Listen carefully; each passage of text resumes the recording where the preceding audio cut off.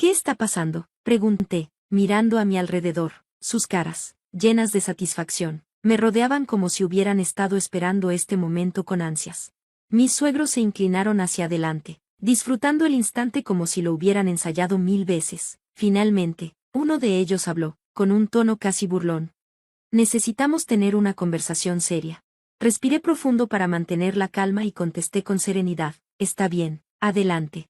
Mi esposo, Edgar, soltó un largo suspiro y evitó mirarme a los ojos. Vendí la casa a mis padres, anunció, haciendo una pausa intencionada antes de añadir, y creo que deberíamos divorciarnos. Mis suegros intercambiaron miradas de complicidad, con expresiones triunfantes, como si hubieran ganado una batalla secreta, sin decir una palabra. Saqué de mi bolso los papeles del divorcio ya firmados. Dejé mi anillo de matrimonio sobre la mesa y dije, entonces, supongo que ya me voy. Ellos no tenían idea de lo que les esperaba. Me llamo Madison, y acabo de cumplir 50 años. Han pasado muchos años desde nuestro matrimonio. Nuestros hijos ya son independientes, con vidas propias lejos de nosotros. Antes llevaba una vida común como trabajadora asalariada, pero gracias a la recomendación de una amiga, ahora soy maestra de accesorios hechos a mano. Lo que empezó como un hobby se ha convertido en mi profesión. Este nuevo trabajo cambió mi vida. Me llena de satisfacción convivir con mis alumnos y disfrutar cada día del arte de crear. Habrá quienes piensen que es una locura convertir un pasatiempo en un medio de vida, pero yo estoy feliz. Conocí a Edgar por casualidad, en la empresa donde trabajaba. Elaboraba para una compañía cliente, y poco a poco, a través de reuniones laborales, nuestra relación se profundizó hasta que decidimos casarnos por amor. 3 años después, nació nuestro hijo, un niño sano y lleno de energía. Hoy en día, es un hombre exitoso, graduado de una universidad reconocida, felizmente casado y llevando una vida próspera. Pero, a pesar de los logros de nuestro hijo, la relación entre Edgar y yo se fue deteriorando con los años. Edgar cambió. El hombre atento y cariñoso que conocí se volvió demandante y me trataba como si fuera su sirvienta. Sus constantes exigencias y cambios de humor se convirtieron en una carga para mí. Últimamente, sus arrebatos de ira eran frecuentes, y no faltaban los insultos por cosas insignificantes. He querido escapar de esta vida y empezar de nuevo, pero el peso de una hipoteca pendiente me mantiene atada, como si eso no fuera suficiente. Edgar dejó su trabajo sin dar una razón clara y ahora se la pasa todo el día tirado en la casa, sin mover un dedo para ayudar. La casa en la que vivimos fue reconstruida recientemente. Yo fui quien financió todo, ahorrando poco a poco para hacerla realidad. Cada detalle refleja mis sueños, desde la espaciosa cocina hasta los acabados que elegí con tanto cuidado. Aunque Edgar dio su opinión inicial en el diseño, fui yo quien pagó todo. Esta casa es mi esfuerzo, mi refugio. Sin embargo, reconstruirla no fue fácil. Los costos superaron nuestras estimaciones, y tuvimos que asumir una deuda más grande de lo que imaginamos. Aunque aceptar ese compromiso financiero a los 50 años fue un desafío, la felicidad que prometía nuestra nueva casa nos dio fuerzas para seguir adelante. Por otro lado, Edgar nunca estuvo del todo contento con la casa. Su actitud era la de un niño malcriado, no se sentía representado en los diseños y llegó a calificarla como un gasto innecesario. Y ahora, después de todo lo que sacrifiqué, él la vende sin consultarme, pero lo que no sabe es que este no es el final de mi historia, es apenas el comienzo de mi libertad. Esto es completamente innecesario, como tirar dinero a la basura, refunfuñaba Edgar constantemente, ignorando sus quejas. Seguí adelante con el proyecto, pero poco a poco dejó de hablarme, reemplazando las palabras con actitudes infantiles para provocarme. No podía evitar preguntarme, ¿cuándo terminará todo esto? Unos meses después de mudarnos a la nueva casa, el timbre sonó inesperadamente. Me levanté para atender, pero, sorprendentemente, Edgar llegó antes que yo. Tal vez sabía quién estaba detrás de la puerta. Pronto, las risas y las voces alegres llenaron la entrada. Cuando la puerta de la sala se abrió, ahí estaban mis inesperados suegros, Bradley y Emerson. Siempre sentí una presión constante en mi relación con ellos. Desde que anunciamos nuestro matrimonio, me trataron con frialdad, criticando mi bajo estatus social, y mostrándose incómodos incluso el día de nuestra boda. Sus interferencias continuaron después del matrimonio, y cada encuentro con ellos me dejaba pensando en cómo lidiar con la situación. Creí que las cosas se habían calmado, pero su visita repentina me tomó desprevenida.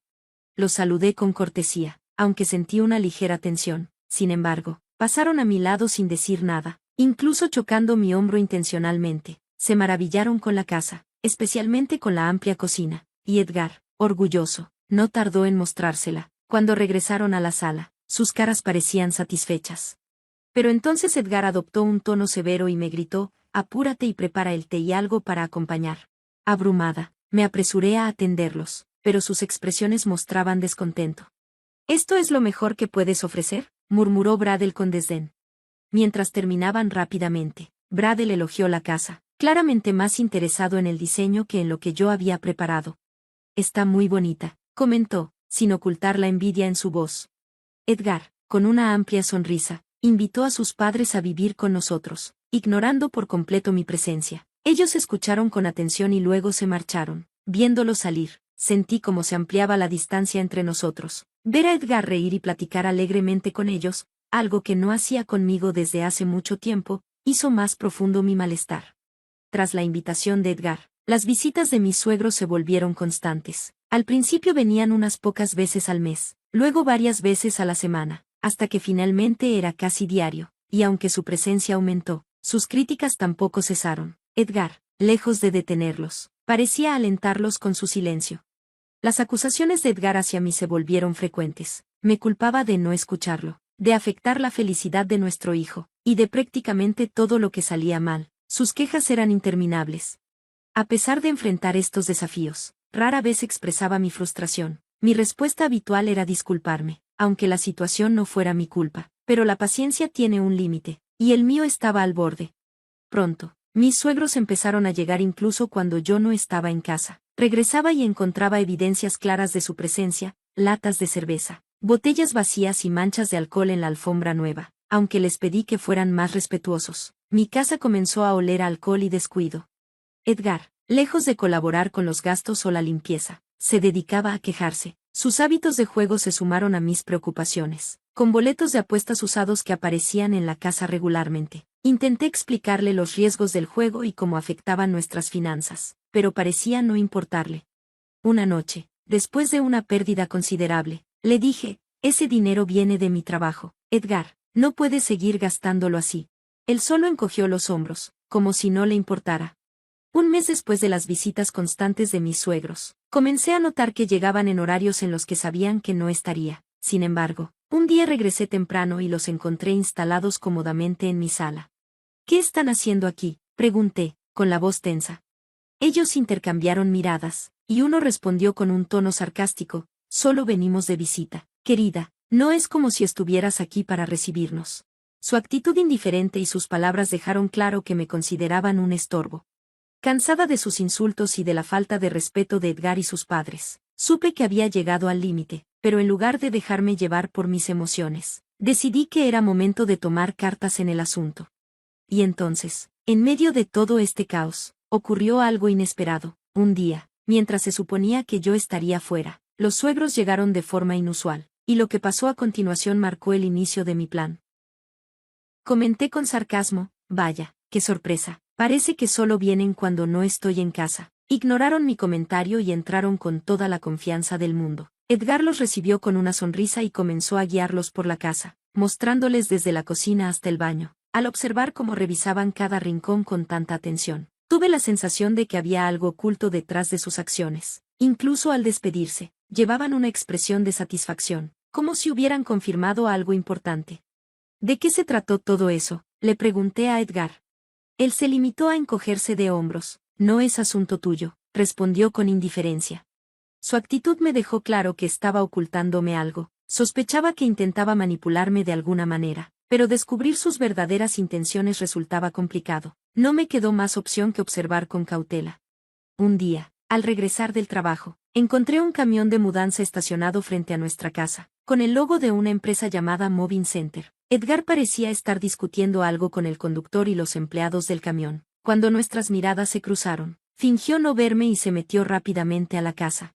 Lo que me impactó aún más fue la llegada simultánea de mis suegros. Me saludaron como si nada, y Edgar los invitó a pasar. La atmósfera se sentía tensa. Al entrar, noté un cambio significativo. Los muebles y pertenencias que conocía habían desaparecido, reemplazados por los muebles anticuados de mis suegros, acomodados como si esta fuera su casa.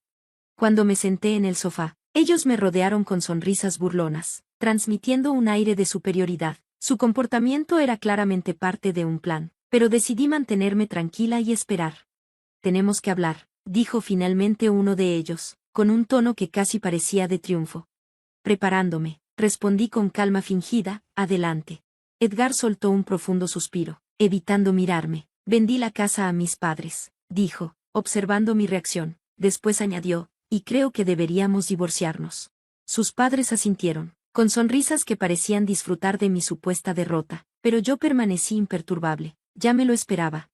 Sin dudar, saqué los papeles de divorcio firmados, dejé mi anillo de matrimonio sobre la mesa y declaré, entonces creo que me voy de la casa.